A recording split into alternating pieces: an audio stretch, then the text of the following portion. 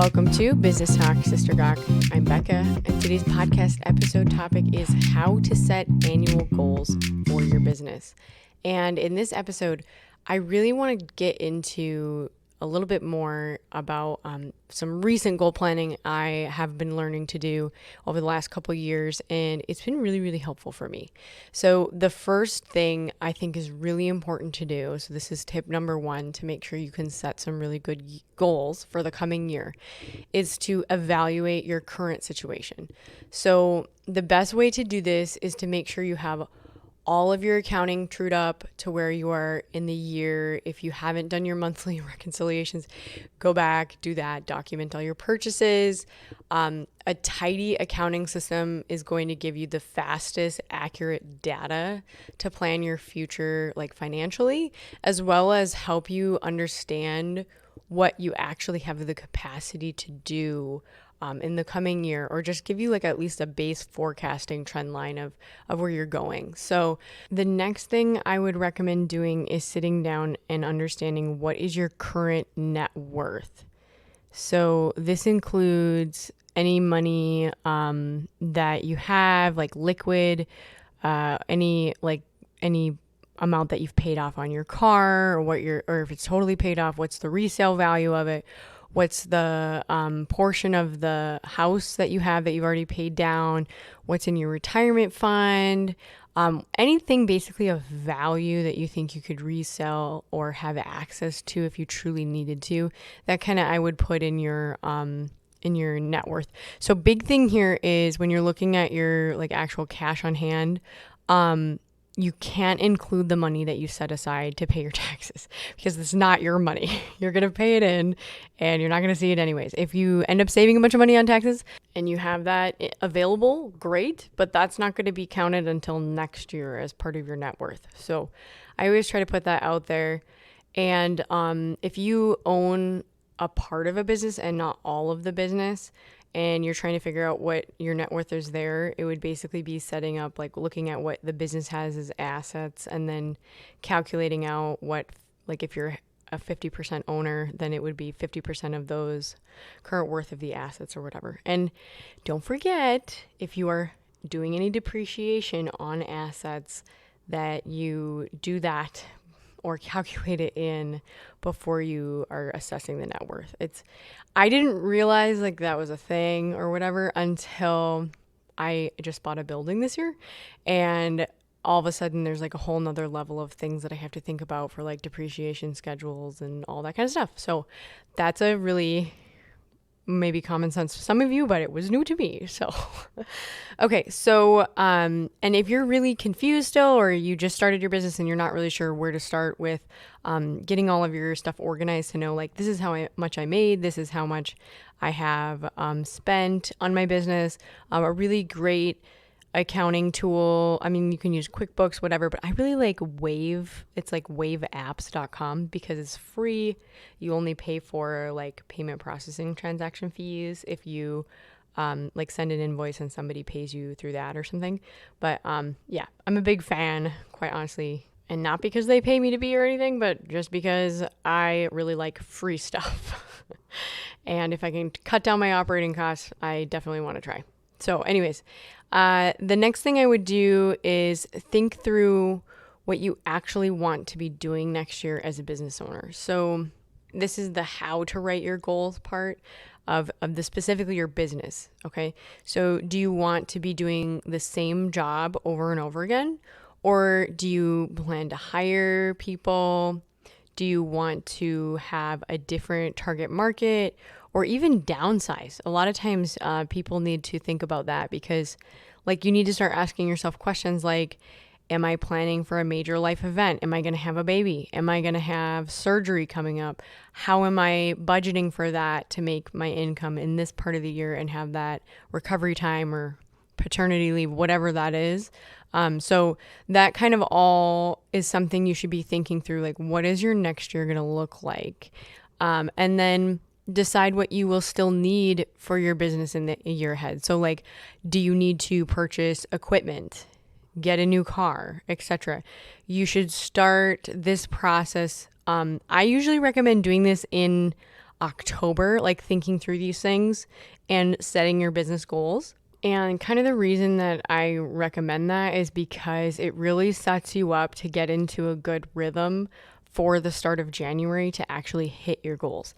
And on top of that, this is the second reason that I think is really important to start thinking about this in October. Because if you decide, hey, I need to purchase some significant equipment, or I got to get a new car, you should figure out where you're at for income and what you need to spend and all of that before the end of the year. Because once January 1st comes, it's a new tax year. And if you have any kind of profit that you've been saving for a significant purchase and it makes more sense to save money on taxes to do it in that year before the next coming year, it's really important to just have it all in front of you, look at it, and be able to make those decisions with a 3-month lead time, especially like for buying a car or something. You're really going to need time to think about what you want, what vehicle class size is going to be, what the depreciation schedule is going to look like, what you can afford, what's even available on the market. Like there's a lot of stuff that has to go into preparing that. And you need to decide those things before you get to December 31st, because once that hits, you are done and you have to pay in whatever you need to pay in for taxes. And if there's any kind of like advice for you in that at the end of your stuff, especially because I wanted to release this episode this December, it's really important for you to get with a financial planner or somebody like an accountant to be able to think through this stuff before you realize what tax bracket you're hitting. Because if there's anything that you could lower it to by just like spending a little money or whatever, it could save you quite a few $1,000s. And so I am not a tax accountant, but I do love taxes. So don't take my advice and sue me, but that's my disclosure to you. But I do love trying to learn those things and surrounding myself with people who get excited about that kind of stuff. So the next thing I would say you should ask yourself about your business as well as your home is, what tax rebates and credits do I qualify for this year? And if you don't know, you should go to like the federal website and your state website and see what they have listed, because they'll literally have them all right there. And you can read through each one to see, do I qualify for this? So a couple different things like I've seen recently on different levels of federal and state is, did you install new windows in your building or in your home? Did you do anything for energy efficiency? Did you adopt a child? Did you buy an electric bike?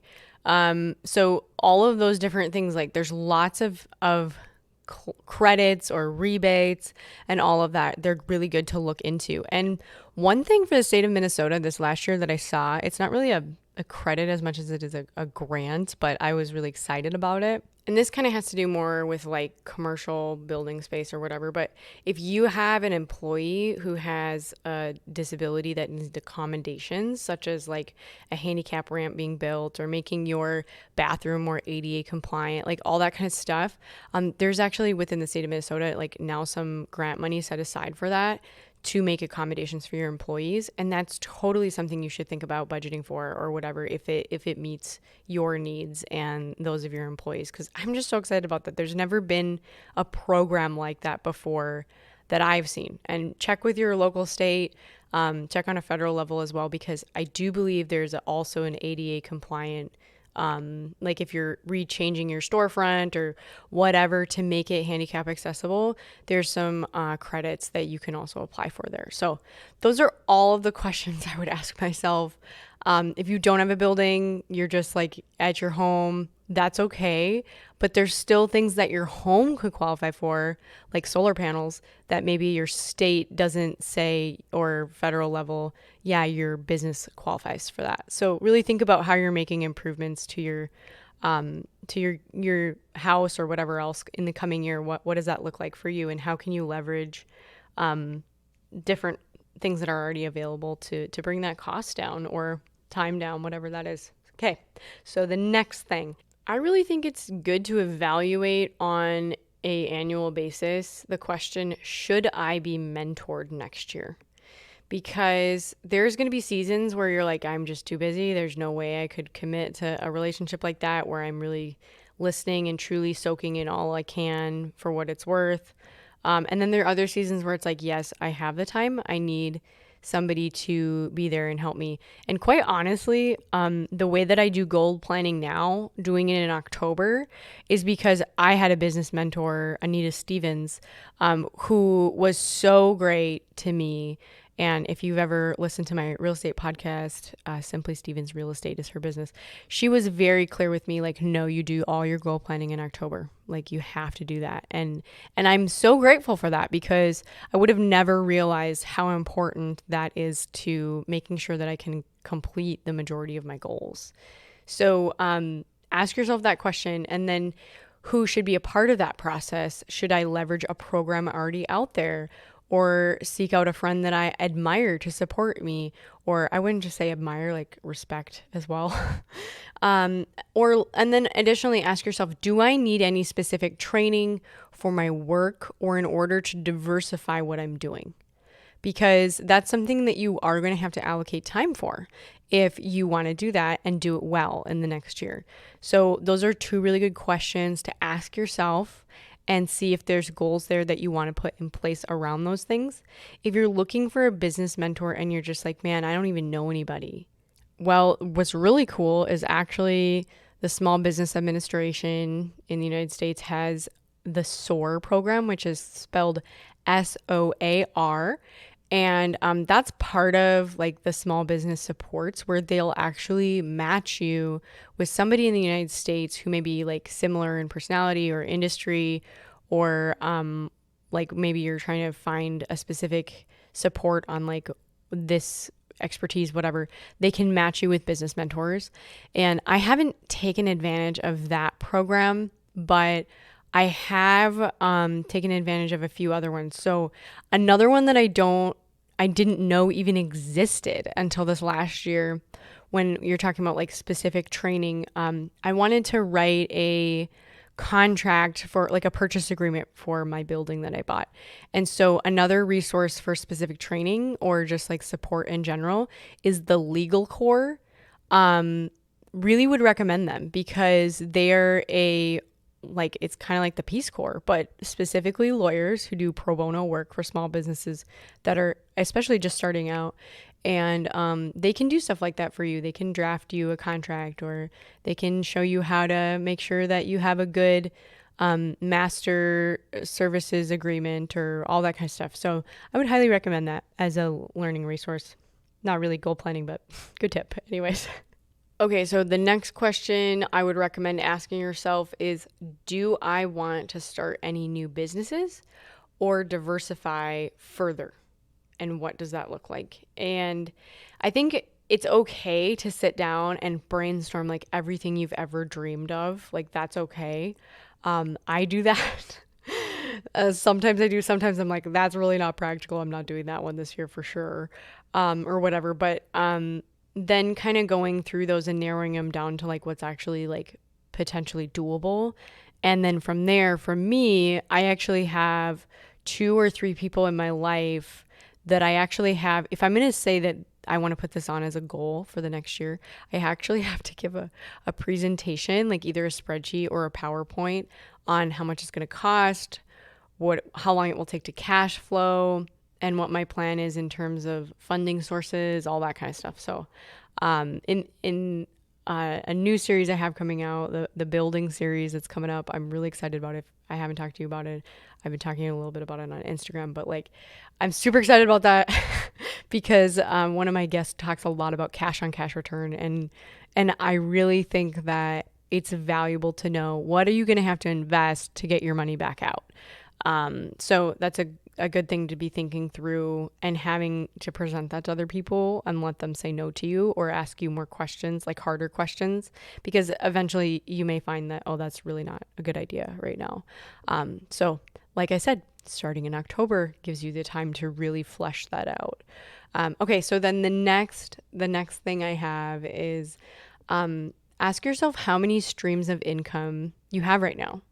And I would write them down, because, well, for one, like if you have one that makes more than another one, or it's a passive income thing, that you've already set up that maybe was from a previous year. That's kind of nice. And it's good to just see, here's where I've been. And also, like, the next question is, are there any additional income opportunities you need to pursue, active or passive? And I think that those are good because it's just helpful to think like, do I need to set up a bunch of stuff this year to make another passive stream of income? I'm not a huge fan, quite honestly, of all of these people on the internet bragging about passive income for like what they do. I think it's great that they did that, but the get rich quick aspect of it is really frustrating to me and leads a lot of entrepreneurs astray.